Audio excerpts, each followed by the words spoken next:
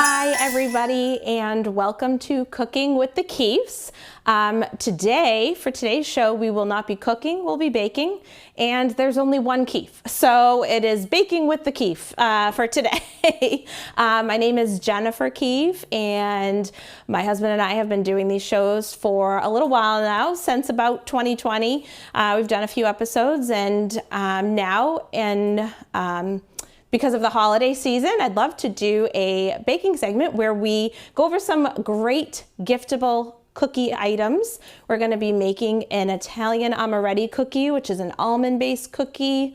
Really delicious, really easy to make, very few ingredients, and really easy to give as gifts. Great for cookie swaps if you have any cookie swaps coming up. The second recipe we're going to be making, which we'll actually start out with right now, is our gingerbread bars. That is going to be a gingerbread bar that's super chewy, really moist, super spicy, with a cream cheese frosting. And that's what we're going to start out with today. Another really great, super fast, super easy recipe that you can gift, bring to a holiday party, make for a neighbor. So we'll get started. First, what we're going to do is start with our cookie base, which starts with combining our dry ingredients. And you'll see a lot in recipes that you start out combining your dry and combining your wet. And a lot of times when a recipe calls for that, it's because they want to avoid you later on down the road when you bring those together having to overmix. So right now we're going to start out with our flour, and you're going to want to make sure you measure this properly, which is that scoop and sweep method. And if you've ever taken one of my baking classes or watched our shows before, anytime I measure flour, you want to kind of fluff it up, overfill your cup, and sweep the excess off. And that prevents you from getting the flour in there and really packing it down. You never want to take your scoop and scoop it into the flour, because you're going to pack it down. You're going to end up with more flour than you really need in your recipe, and that's where you get tough, dry baked goods, and nobody wants that. So this will keep our cookie bars really tender and nice and chewy. So 2 cups of that. Then we're going to move into our spices and what makes this gingerbread. So of course we're going to be adding dry ground ginger, and we're going to do 1.5 teaspoons of dry ground ginger. Ginger is a really strong spice and what gives the gingerbread its flavor. But it also needs cinnamon, which we will do a teaspoon of cinnamon. We're going to also add some nutmeg, which will be nutmeg and cloves, which are the other 2 spices we're going to be using. They're very, very potent spices, so you don't need a lot. We're going to go ahead and do 1/4 teaspoon of both of those. So starting with the nutmeg and going with the cloves. So just 1/4 teaspoon. And this already basically smells like Christmas. So gingerbread, this is also a really easy way to incorporate gingerbread into your holiday baking. Gingerbread cookies can be a little time consuming. You make the dough, you have to chill it, roll it, cut it, bake it, decorate it. It's an all-day event. So if you really want to do something that incorporates those flavors and those warm spices, this is a really great quick way to do that without having to roll out gingerbread men. Next dry ingredient we're going to add is going to be our baking soda, which is 1 teaspoon.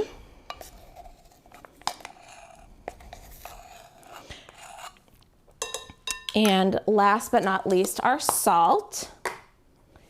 And we're going to do 1/2 teaspoon of salt. I use kosher salt in my baking. It's not overly salty. The granules are a little bit larger than you'll find in an iodized or table salt, so they tend to mix better into your baked goods and melt better. We're going to go ahead and whisk these together, and you're going to really make sure you break up any lumps in your flour. Make sure you evenly incorporate your leavener, which is that baking soda, and your spices. If you overmix now, that's okay. That's better. You want to make sure they're fully incorporated. Mix this as much as you feel you need to. Break up all those lumps, aerate that flour. It'll just make it more easily incorporated into our wet ingredients later on. And we're going to put these aside. And we're going to come over to the mixer and we're going to start with our wet ingredients, which we have right here. I've already pre-melted. This is 3/4 of a cup butter melted, which is 1.5 sticks.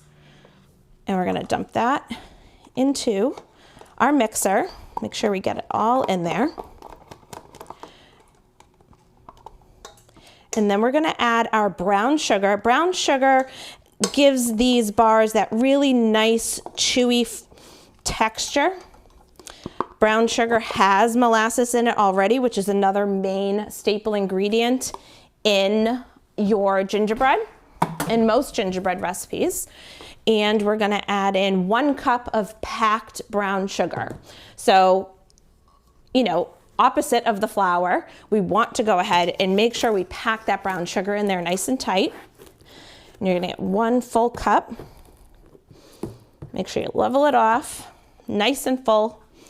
Dump that in with your butter. And I know I'm saying we're working with wet ingredients. In most recipes, sugar is considered a wet ingredient. It adds moistness to your baked goods. It is almost always incorporated with your wet ingredients. It also gives your butter, your molasses, and other wet ingredients time to dissolve the sugar so that it is more easily incorporated into your batter. We'll move that aside and we're gonna bring this together really quickly. And we're also gonna add in our molasses, and I'm gonna teach you a little trick to measure your molasses. It's super sticky. It's not, nowadays, it used to come in like a glass bottle. Now it comes in these really convenient plastic bottles that you can kind of squeeze it out. But what I do, because I don't want to have to get my finger in there and scrape it out or dirty another spatula. So I use my cooking spray, just Pam cooking spray. And I spray the inside of my measuring cup. And right over the measuring bowl, I'm gonna fill up a 1/4 cup full of molasses right to the edge. And then I'm gonna dump it in and I'm gonna show you. And it takes a little bit for it to drizzle all the way out, but this ensures that you get the entire 1/4 cup of molasses into your bowl. And it just kind of pulls away from the side because you have that nonstick spray in there. And you don't ever have to, like I said, stick your finger in there, dirty another ingredient, dirty another spatula. We're gonna go ahead and whiz this together. Always when working with a stand mixer or even a hand mixer, you wanna make sure you're starting off on the stir lowest setting just to start to incorporate things. You can always go up from there.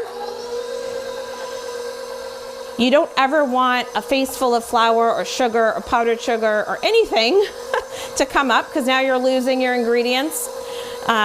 This will ensure that things start to incorporate slowly. And you're just gonna make sure there's no lumps in there, everything's well incorporated.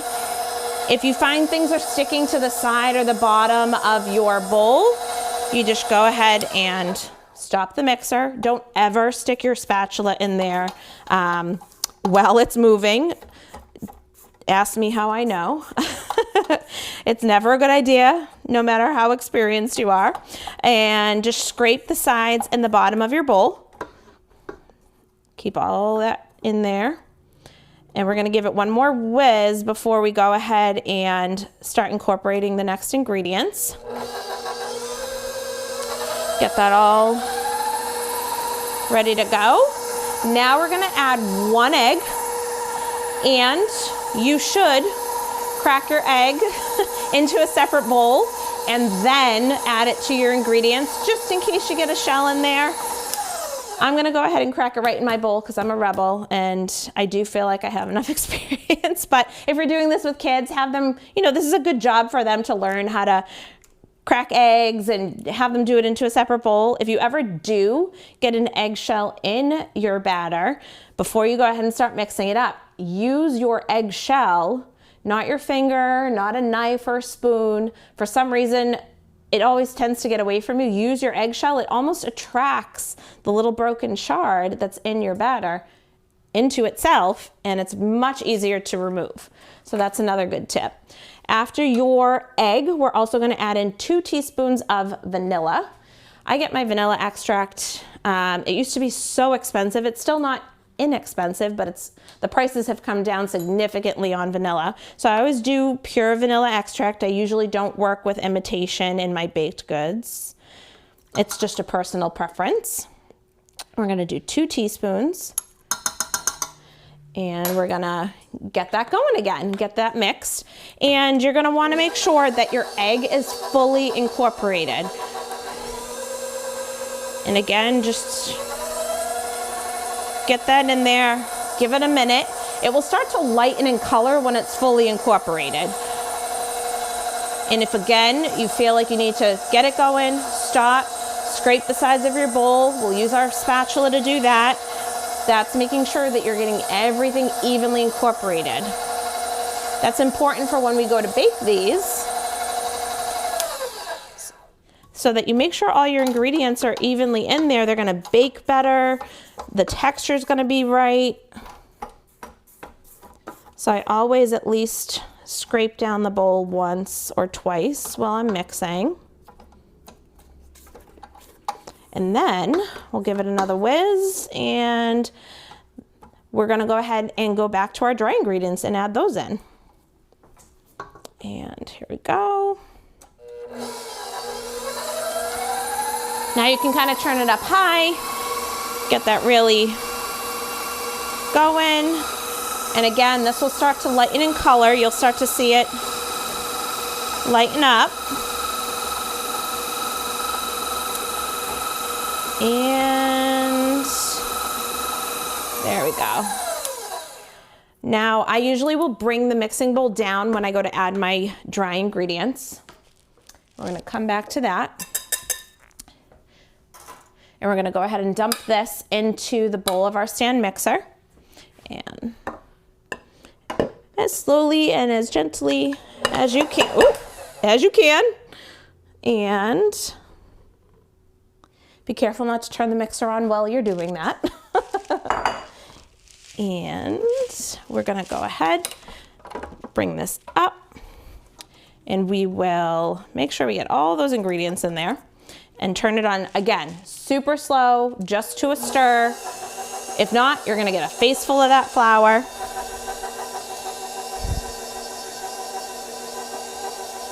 And it's gonna start to incorporate.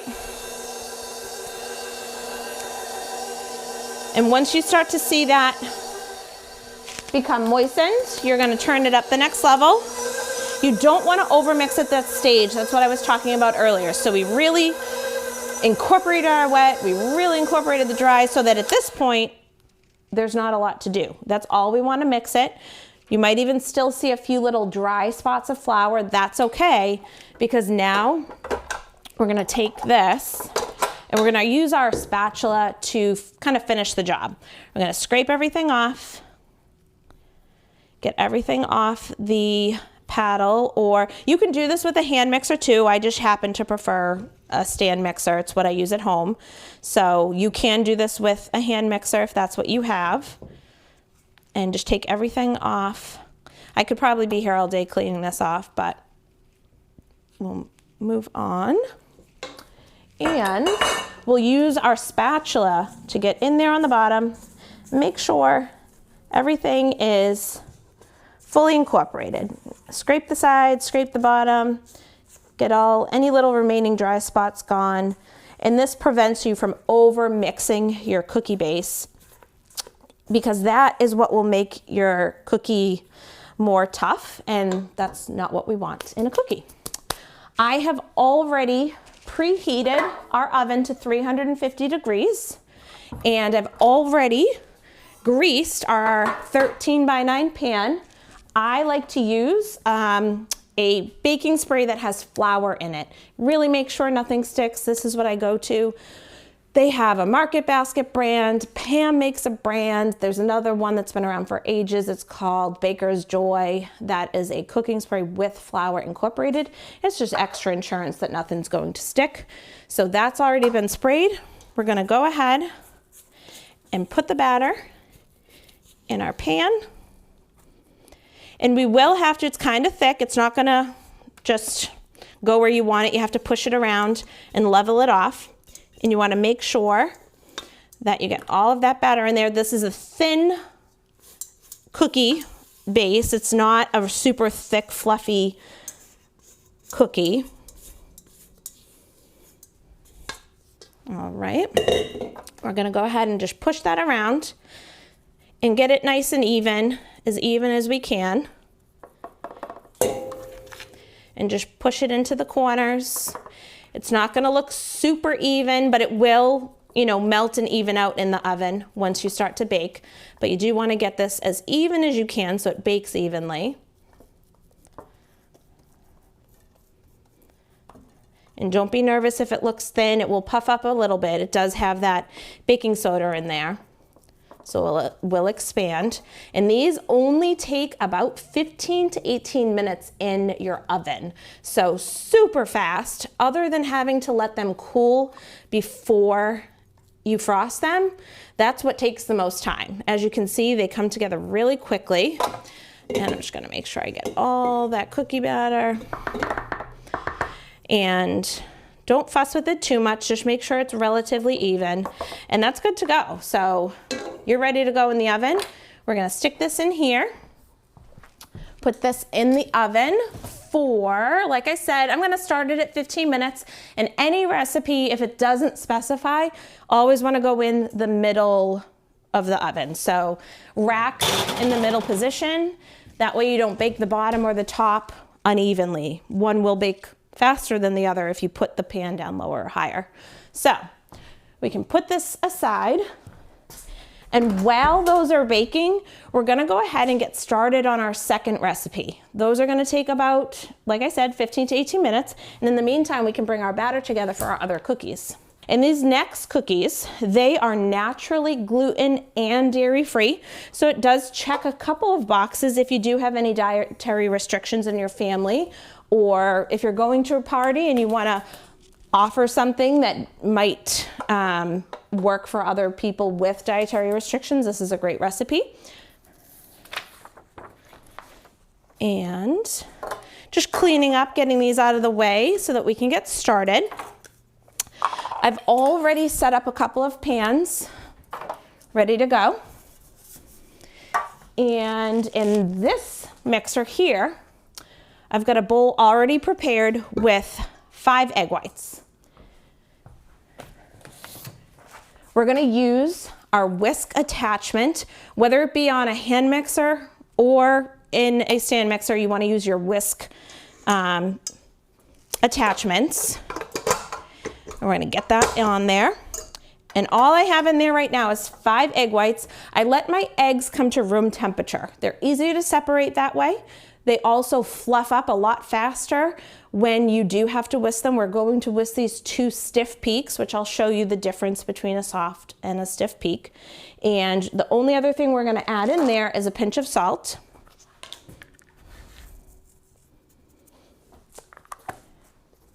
And then we're gonna go ahead and get this going again. And I think I unplugged this. There we go. And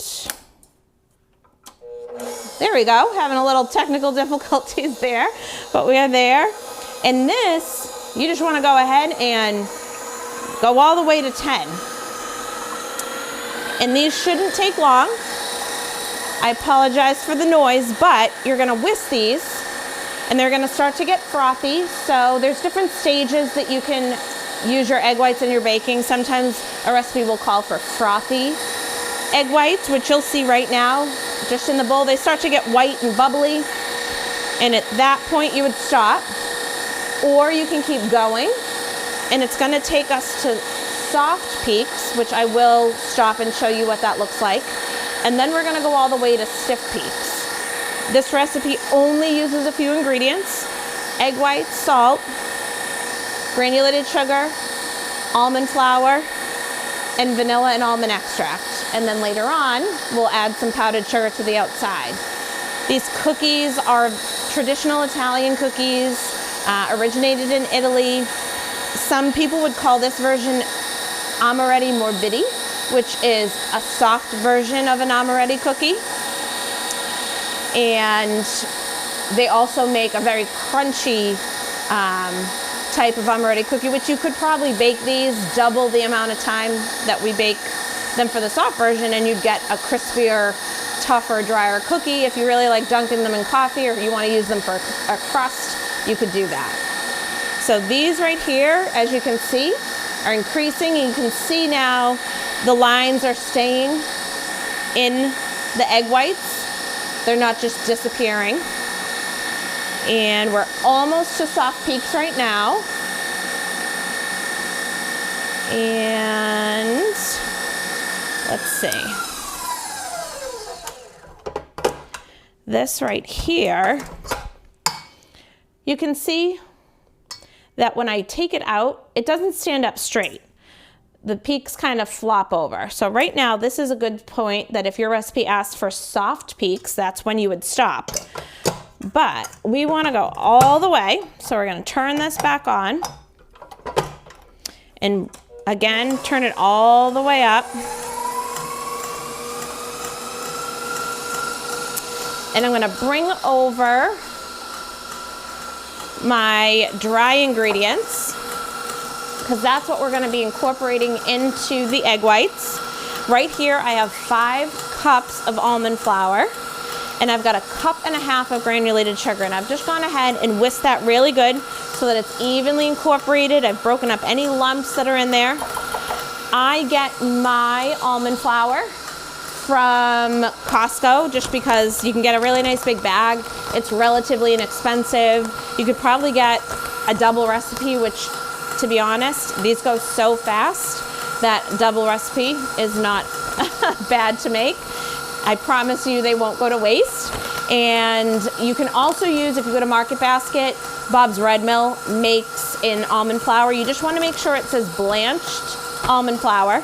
That just means that all the skins have been removed, so it's just all white, no little brown specks in the almond flour. You just want to make sure you don't have that. And right now, I think we're just about there.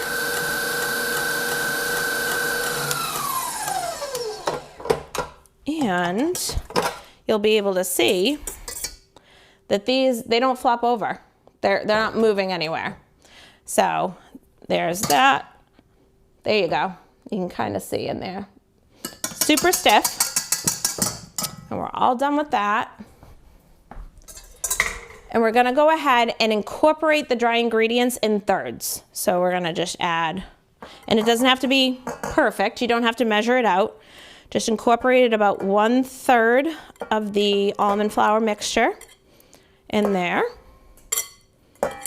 And we're gonna take a spatula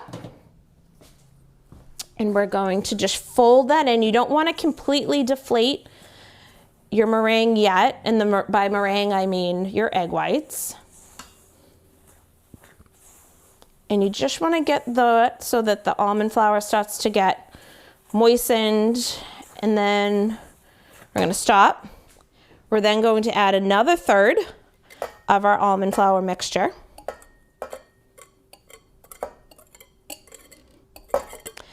And at this point, we're gonna add in our extracts to make sure those are evenly incorporated. So this, we're gonna use almond extract, and I use a pure almond extract. You can again find this at Market Basket in the baking section. We're gonna do 2 teaspoons of almond. And you could, honestly, if you really love almond flavor, you could add a little bit more if you wanted to. We're also gonna add a teaspoon of vanilla. All of these recipes, both of them will be posted at the end of the show. And I'm pretty sure that Revere TV will also share them on their social media. So you'll be able to find the recipes. And we're gonna go ahead and do the same thing we did before and go ahead and hold these in, roll this in, and you don't wanna go too vigorous because you don't wanna completely deflate your egg whites. I'm just kind of going around and folding, scraping the sides and the bottom of the bowl as I go, making sure everything's incorporated. And then we're gonna go ahead and add our final third of our almond flour.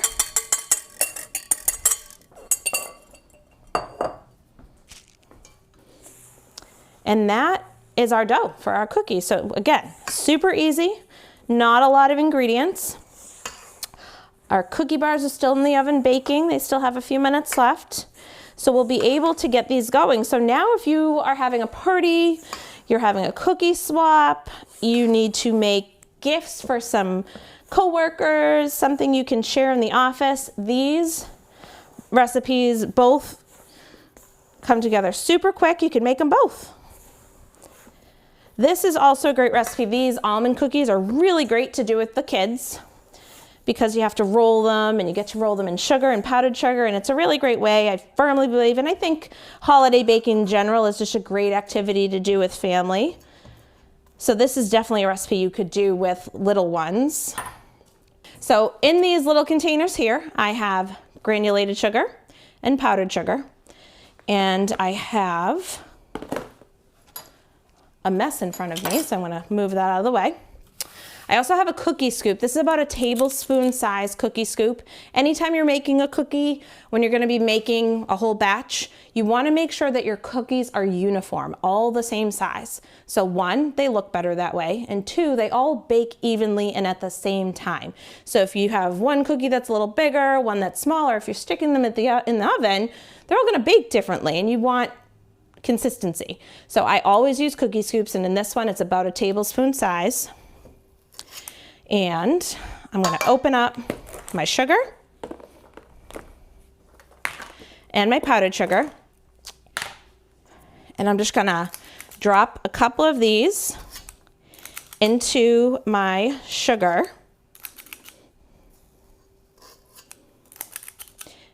Roll them around to coat them evenly. And this is the part that your kids can do, and they can get their hands dirty a little bit. And I'm just gonna roll them and drop them in the powdered sugar as I go. Get those going. And the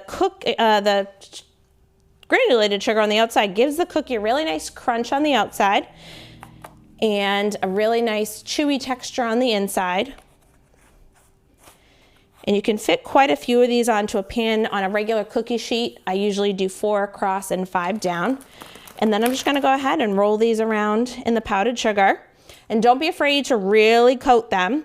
These cookies, when they're in the oven, they start to expand and they start to get that crackle type of a look, which I'll show you in just a minute. And that's it.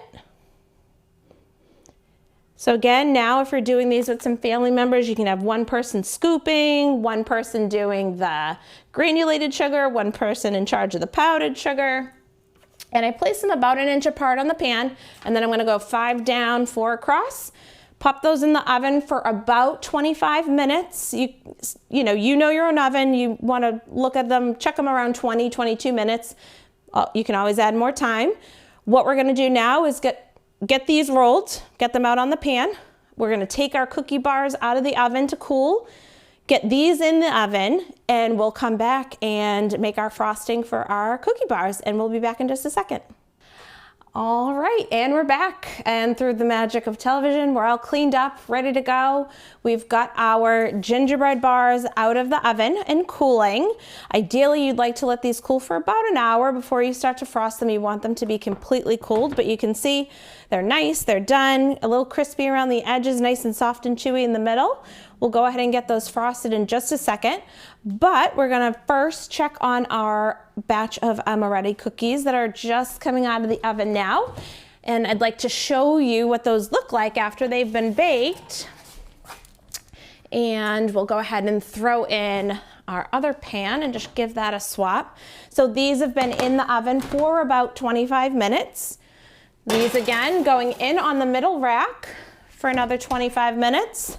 And you can see here, I don't know if we can give you a good angle. They're all nice and crackly on the top. They've expanded and poofed up a little bit, but that's what gives them that nice crackle finish when you really douse them in that powdered sugar.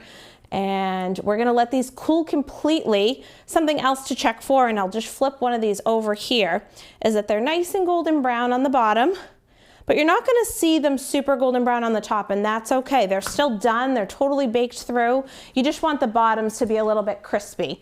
So when these are completely cooled, they're gonna have a really nice crunch on the outside, nice sweet finish because of the powdered sugar, and a really chewy interior. They're really delicious. They're perfect with a cup of coffee, a cup of tea, and again, really, really easy to gift. They're a crowd pleaser. Something that I did forget to mention earlier, just another tip, when you go ahead to whip your egg whites, something I did before I put my egg whites in the bowl, which I always do, is I use white vinegar to wipe the inside of my bowl. This will cut any possible grease that's left in the bowl from whoever washed it last, or if it's been sitting around in the kitchen at all. You know, grease from cooking gets in the air. You want to make sure that you have no grease in your bowl so that your egg whites whip up really easily, really fast, because if there's any grease, any egg yolk in those egg whites, they're not going to whip up for you. So this is just a little like an insurance policy. You wipe out your bowl with the white vinegar and you're good to go. Next, we're gonna go ahead and start making our cream cheese icing or frosting for our bars. This is a really tangy, super cream cheesy frosting, not overly sweet. And again, it's like 4 ingredients. So we're gonna do 1 stick of butter, so ½ cup of butter. It's softened. Same thing with our cream cheese. This has been out for a couple of hours, getting nice and room temp. So it mixes easily with our butter. It's 8 ounces, so 1 package of cream cheese. And you're just going to take this and whip them together. And you just whip that on high. That'll come together pretty quickly, and there's a lot of moisture in cream cheese, so we're not gonna have to add any milk or water or anything to our frosting to get it the consistency we want. There's plenty of moisture in the cream cheese for that. And again, same thing as when we make our batters. I just go ahead, scrape down the sides and the bottom of the bowl. I'll give it 1 more go around just to make sure it's fully incorporated so that there's no chunks of butter or cream cheese in our frosting. And you just want that to be nice and fluffy and all one color, no streaks of butter or cream cheese in there. And that looks pretty good. And before I add my powdered sugar and my vanilla, which are our only other 2 ingredients we need, I'm just gonna, again, clean the sides and the bottom of the bowl. And we're gonna add in 2½ cups of powdered sugar.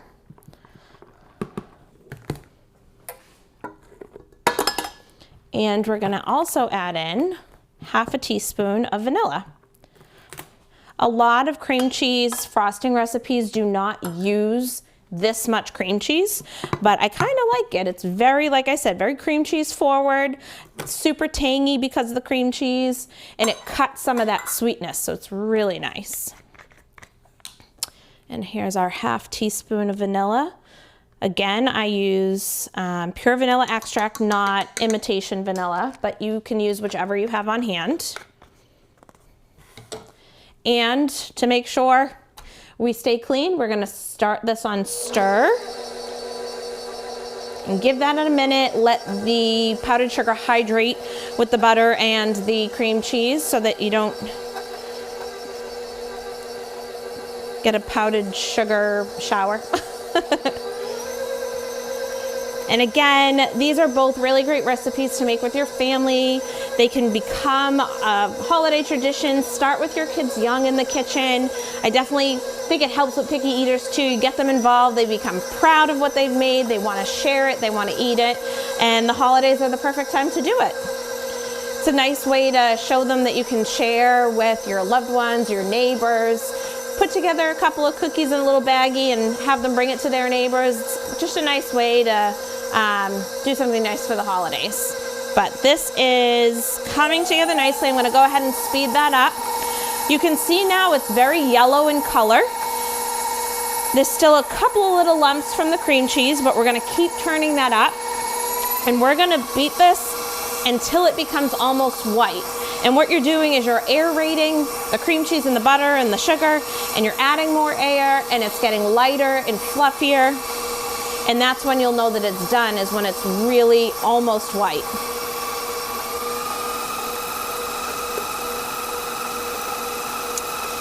And like I said earlier, you'll be able to find both of these recipes at the end of the show. It'll be posted. It'll also be posted on Revere TV's social media. And they'll look a little bit like this. This is for our gingerbread bars. You also get one for your Amoretti cookies. And I think that that looks pretty good. I might go ahead and just scrape that down. Make sure we get all that powdered sugar in there, all that vanilla extract. And you can see it kind of thickens up the more you beat it.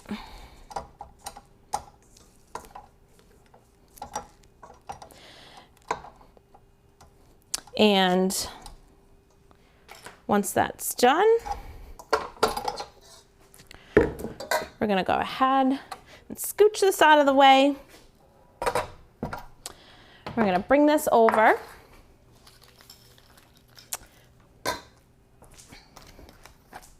And we're going to use our spatula to spread our frosting onto the bars. And again, it doesn't have to be perfect. It doesn't have to be pretty. Sometimes that rustic look is what makes it beautiful. It also makes it very homemade, which, what's better than something homemade and from scratch? Okay, so now that our frosting is done, we're gonna go ahead and use our spatula to spread this nice and evenly onto our cooled bars. I'm just gonna dollop it evenly.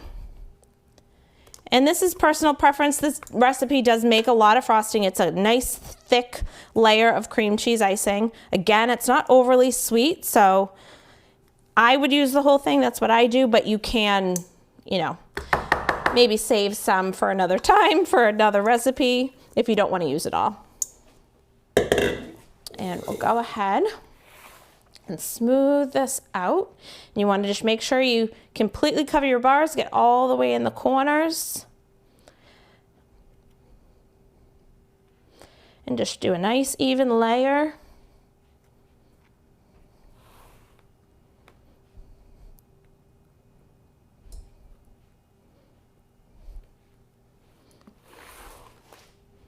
And again, you're gonna make sure that your bars are completely cooled, or else this is gonna just melt and fall apart on you. And you don't want that. What I would do is bake my bars the night before, leave them out overnight to cool, and then the day of, you just make your frosting real quick, frost these, and you can pop them in the refrigerator if you want the icing to firm up a bit, and just take them out to serve when you're ready. Same thing for these Amoretti cookies. They last a really long time. They're not going to last very long because they're so delicious and easy to eat. But as far as if you needed to make them in advance, they're very easy to do ahead of time. And you just leave them in an airtight container on your counter and they're good to go for whenever you're ready. They'll stay good for weeks because there's nothing really in them to go bad. Same thing for these bars. The molasses and the brown sugar really keeps the bars fresh. Because of the cream cheese icing, you will want to store them either in the pan like this, covered in your refrigerator, or cut up and covered in the refrigerator, but they'll last quite a few days if you needed to make this in advance for a party. I know everyone's short on time, so a recipe that you can do ahead of time and can pull together quickly is key to being able to do some baking this time of year. And just to make these a little bit more festive, I did bring some extra festive sprinkles. We've got our little gingerbread guys, which we're gonna go ahead and just sprinkle some of those on top. And I just go sparingly, try and get some of those guys on there. Then everyone will know it's gingerbread, right? And I'm gonna go ahead and add some other festive sprinkles too. You could do whatever you have hanging around. If you have like the rainbow nonpareils that are very popular this time of year, you can get those at any grocery store. You could go on Amazon and search for Christmas sprinkles. There's lots of different fun sprinkles you can choose from. These ones are just like the rainbow nonpareils, only they're red and green. And I'm just gonna sprinkle a whole bunch of those on, make it super festive. If you wanted to make these for Hanukkah, do blue and white sprinkles. Lots of options. And there we go.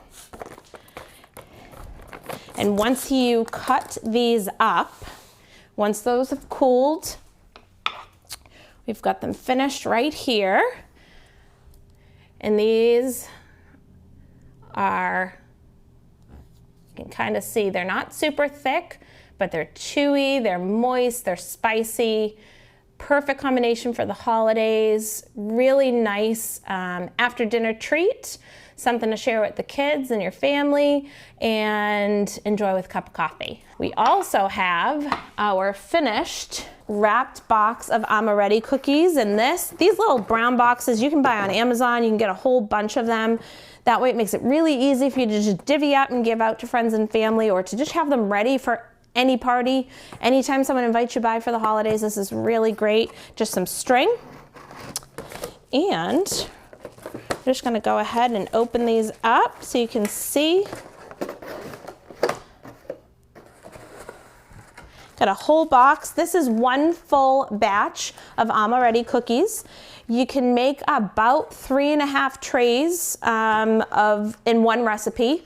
I'll be honest, I know it looks like a lot, it goes really quickly. So I usually do a double batch to share or to bring to a party, but this is really great. It does make a lot. And again, not for a whole lot of ingredients. You get a nice payoff. So that recipe is right here. We're gonna go ahead and be sharing that again. And if any of you ever have any questions, reach out. Again, my name's Jen Keefe, and hopefully we'll be back in a couple of months doing a segment with my husband, who is the real chef and who can cook you a beautiful meal, and I can do the after meal dessert, and we'll have a whole show for you coming up. And if you ever have any questions, reach out to Rivera TV. I'm happy to answer them. And I hope everyone has a beautiful holiday season. Happy baking with your friends and your family. And I hope you get to enjoy lots of treats. And Merry Christmas.